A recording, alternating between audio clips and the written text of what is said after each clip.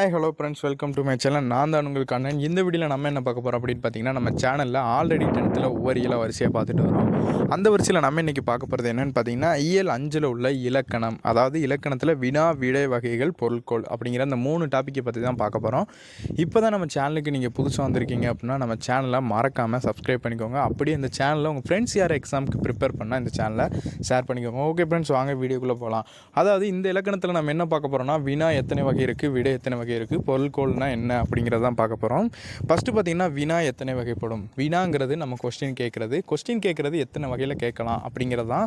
எத்தனைன்னு பார்த்தீங்கன்னா மொத்தம் 6 இருக்குது. 6ல் ஃபஸ்ட்டு பார்த்திங்கன்னா அறிவினானா ஒன்றும் இல்லை, தான் விடை அறிந்தும் அவ்விடை பிறருக்கு தெரியுமா என்பதை அறியும் பொருட்டு. என்ன சொல்லலாம்னா, நம்ம டீச்சர்ஸ் ஸ்டாஃபுக்கு எல்லாமே கொஸ்டின் வந்து தெரிஞ்சிருக்கும். அவங்களுக்கு தெரிஞ்சுட்டு நம்மக்கிட்ட கேட்பாங்க. அதாவது இப்போ ஒரு பாட்டு எடுக்கிறாங்க, இயல்லேருந்து ஒரு கவிதை பேழ் எடுக்கிறாங்க அப்படின்னா, அந்த கவிதை பேழில் நமக்கு புரியாத இருக்கும், அந்த வேர்டுக்கு அர்த்தம் என்ன அப்படின்னு கேட்பாங்க. ஆனால் ஸ்டாஃபுக்கு ஆல்ரெடி அது தெரிஞ்சிருக்கும். அதைத்தான் அறிவினா அப்படின்னு சொல்லுவாங்க. அறியாவினா அப்படின்னா பார்த்திங்கன்னா, தான் அறியாத ஒன்றை அறிந்து கொள்ள வினவுவது. அதாவது நமக்கு தெரியாத கொஸ்டினை தெரிஞ்சுக்கிறதுக்காக கேட்கக்கூடியது தான் அறியாவினா அப்படின்னு சொல்லுவோம். அதாவது ஸ்டூடெண்ட் வந்து ஸ்டாஃப்கிட்ட கேட்குற மாதிரி, சார் எங்களுக்கு இது தெரியாது, இது என்ன பொருள் அப்படின்னு கேட்குறது தான் அறியாவினா. ஐய வினா அப்படின்னா ஐயம் நீங்கி தெளிவு பெறுவதற்காக கேட்பது. அதாவது ஐய வினானா ஒன்றும் இல்லை, ஒரு தப்பு யாராவது பண்ணிட்டாங்கன்னா யாருன்னு தெரிஞ்சுக்கிறதுக்காக கேட்கக்கூடிய கொஸ்டினை தான் ஐய வினா அப்படின்னு சொல்லுவோம். ஐயம் நீங்கி தெளிவு பெறுவதற்காக கேட்பது. அதாவது இந்த செயல் இதை உடச்சிட்டாங்க, யாராவது இதை உடச்சது நீயா அவனா அப்படின்னு கேட்குறது தான் ஐயம் வினா. கொழல் வினா அப்படின்னா தான் ஒரு பொருளை வாங்கி கொள்ளும் பொருட்டு வினவுது.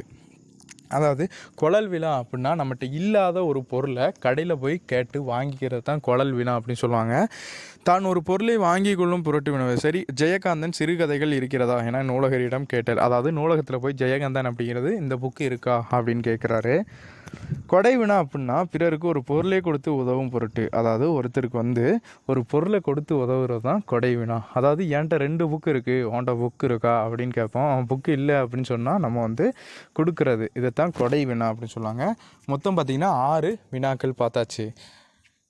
ஏவல் வினா என்னன்னு பார்த்தீங்கன்னா, ஒரு செயலை செய்யுமாறு ஏவுவதற்கு பொருட்டு வினவுவது ஏவல் வினா. ஒரு செயலை செய்யுமாறு ஏவுவதற்கு பொருட்டு வினவுவது ஏவல் வினா.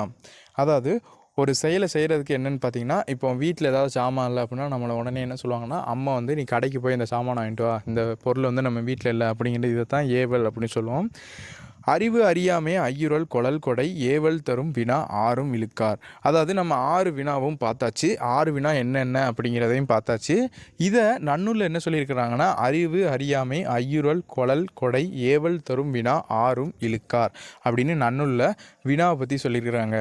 சுட்டு மறை நேர் ஏவல் வினாதல் உற்றது உரைத்தல் உருவது கூறல் இனமொழி எனும் எண் இறையுள் இறுதி நிலவிய 5ம் அப்பொருண்மையின் நேர் அப்படின்ட்டு நன்னூலில் சொல்லியிருக்கிறாங்க. அடுத்து விடை எத்தனை வகைப்படும். அதாவது வினாங்கிறது கொஸ்டின் கேட்குறது, விடைங்கிறது ஆன்சர் சொல்கிறது. அது எத்தனை வகைப்படும் அப்படின்னு பார்த்தீங்கன்னா 8. வினாங்கிறது 6 வகைப்படும், விடைங்கிறது 8 வகைப்படும். சுட்டு விடை அப்படின்னா சுட்டி கூறும் விடை. சுட்டு விடை அப்படின்னா சுட்டி கூறும் விடை. கடைத்தெரு எங்குள்ளது, வலப்பக்கத்தில் உள்ளது. அதாவது கடை எங்கே இருக்குது அப்படின்னு கேட்டால் கடை இங்கே தான் இருக்குது அப்படின்னு சொல்கிறது தான் சுட்டு விடை அப்படின்னு சொல்லுவோம். மறை விடை அப்படின்னா மறுத்து கூறும் விடை. அதாவது மறுத்து கூறுற விடைனா, அதாவது நம்ம சொல்கிறதுக்கு நீ இதை செய்ய அப்படின்னா செய்ய மாட்டேன் அப்படின்னு சொல்கிறது தான் மறுத்து கூறும் விடை, மறை விடை அப்படின்னு சொல்லுவோம். கடைக்கு போறியா, போக மாட்டேன் அப்படி சொல்கிறது. நேர் விடை உடன்பட்டு கூறும் விடை. அதாவது அதே தான், அதுக்கு ஆப்போசிட்டு, மறை விடைக்கு ஆப்போசிட்டு நேர் விடை. அதாவது கடைக்கு போவியா அப்படின்னு கேட்டால் போகிறேன் அப்படிங்கிறது தான் நேர் விடை அப்படின்னு சொல்லுவோம். ஏவல் விடை அப்படின்னா மாட்டேன் என்று மறுப்பதை விட ஏவுதலாக கூறும் விடை. அதாவது ஏவல் விடை அப்படின்னா இப்போ ஒருத்தர் செய்கிறாங்க, இதை மட்டும் எனக்கு செஞ்சு கொடுத்துட்றா அப்படின்னு கேட்குறாங்க. ஆனால் அவன் என்ன சொல்கிறான்னா, நீயே செஞ்சுக்கோ அப்படின்னு சொல்கிறாங்க. இதைத்தான் ஏவல் விடை அப்படின்னு சொல்லுவோம். வினா எதிர் வினாதல் விடை. வினாவிற்கு விடையாக இன்னொரு வினாவை கேட்பது. அதாவது வினாவிற்கு வினையாக ஒரு கொஸ்டின் கேட்டால் அந்த கொஸ்டினுக்கே இன்னொரு கொஸ்டினாக கேட்குறது. என்னென்னு பார்த்தீங்கன்னா, என்னுடன் ஊருக்கு வருவியா, வராமல் இருப்பேனா. அதாவது நான் ஒருத்தன்ட்ட கேட்குறேன், டே என் கூட ஊருக்கு வாடா அப்படின்னு கேட்குறேன். உன் கூட வராமல் இருப்பேனா அப்படின்ட்டு கொஸ்டின் கேட்குறது. இது வந்து அடிக்கடி நம்ம பேசியிருப்போம். டே என் கூட தானே வருவேன் அப்படின்னா, உன் கூட வராமல் இருப்பேனா அப்படின்னு கேட்போம். அதுக்கு தான் இது என்னென்னு பார்த்தீங்கன்னா, வினா எதிர் வினாதல் விடை. உற்றது உரைத்தல் விடை அப்படின்னா வினாவிற்கு விடையாக ஏற்கனவே நேர்ந்ததை கூறுதல். உற்றது உரைத்தல் விடை அப்படின்னா வினாவிற்கு விடையாக எதை சொல்லுவாங்கன்னா ஆல்ரெடி நடந்ததை சொல்லுவாங்க. நீ விளையாடலை அப்படின்னு கேட்டால் கால் வலிக்குது அதான் விளையாடலை அப்படின்னு சொல்லுவாங்க. உருவது கூறல் விடைனா அதுக்கு ஆப்போசிட்டு. நீ விளையாடலை அப்படின்னு கேட்டால் இல்லைடா விளாண்டா கால் வலிக்கும் அப்படின்னு சொல்லுவாங்கள்ல, அதைத்தான் உருவது கூறல் விடை. இனமொழி விடை அப்படின்னா வினாவிற்கு விடையாக இனமான மற்றொன்றை விடையாக கூறுதல். உனக்கு கதை எழுத தெரியுமா அப்படின்னு கேட்டால் எனக்கு கட்டுரை எழுத தெரியும். அதாவது நம்ம கேட்டால் அதுக்கு ஆப்போசிட்டாக சொல்கிறது தான். ஆனால் அதோட சேர்ந்ததாக தான் இருக்கும், ஆனால் கொஞ்சம் மாறி இருக்கும். உனக்கு கதை எழுத தெரியுமா அப்படின்னு ஒருத்தன் கேட்டால் அவன் இல்லை எனக்கு கட்டுரை எழுத தெரியும் அப்படின்னு கேட்பான். இதைத்தான் இனமொழி விடை அப்படின்னு சொல்லுவோம்.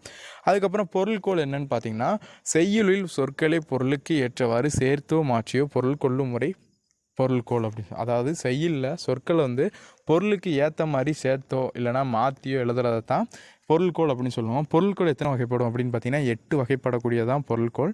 அதில் 3 தான் இந்த புக்கில் கொடுத்துருக்குறாங்க. இந்த 3 மட்டும் பார்த்துடலாம். ஃபஸ்ட்டு 3 என்னன்ட்டு 8 இது ஃபஸ்ட் என்னென்னு பார்த்துடலாம். ஆற்று நீர் பொருள்கோள், மொழிமாற்று பொருள்கோள், நிரல் நிறை பொருள்கோள், விற்பூட்டு பொருள்கோள், தாப்பிசை பொருள்கோள், அலைமாறி பொருள்கோள், கொண்டு கூட்டு பொருள்கோள், அடிமறி மாற்று பொருள்கோள். இந்த 8மே பொருள்கோள்.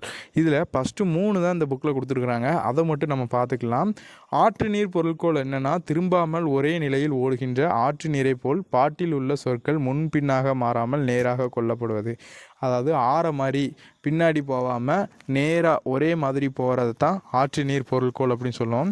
அதுக்கு எக்ஸாம்பிளாக நன்னூலில் இருந்து என்ன கொடுத்துருக்காங்கன்னா மற்றையது நோக்காது அடிதோறும் வான்பொருள் அற்றற்று ஒழுகும் அது யாற்று புனலே.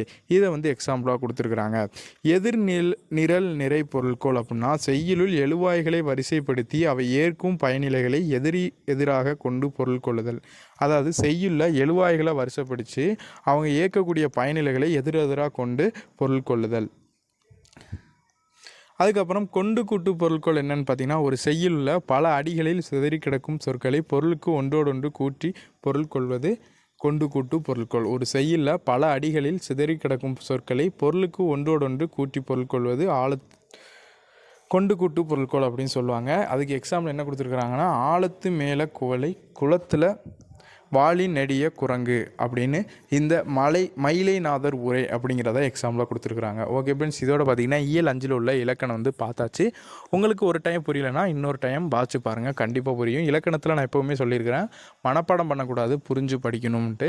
ஸோ நீங்கள் புரிஞ்சு படிக்க ட்ரை பண்ணுங்கள். ஓகே ஃப்ரெண்ட்ஸ், இந்த வீடியோ உங்களுக்கு பிடிச்சிருக்குன்னு நினைக்கிறேன். பிடிச்சிருந்தா லைக் பண்ணுங்கள், ஷேர் பண்ணுங்கள். மறக்காமல் உங்கள் ஃப்ரெண்ட்ஸ் யாரும் எக்ஸாமுக்கு ப்ரிப்பேர் பண்ணால் அவங்களுக்கு இந்த வீடியோ ஷேர் பண்ணுங்கள். அதே மாதிரி நம்ம பார்த்த கொஸ்டின்ஸில் உங்களுக்கு பிடிஎஃபாக வேணும் அப்படின்னு விருப்பப்பட்டீங்கன்னா மறக்காமல் நம்ம டெலிகிராம் குரூப்பில் ஜாயின் பண்ணிக்கோங்க. ஓகே ஃப்ரெண்ட்ஸ், இதே மாதிரி இன்னொரு வீடியோவில் மீட் பண்ணலாம். பாய்.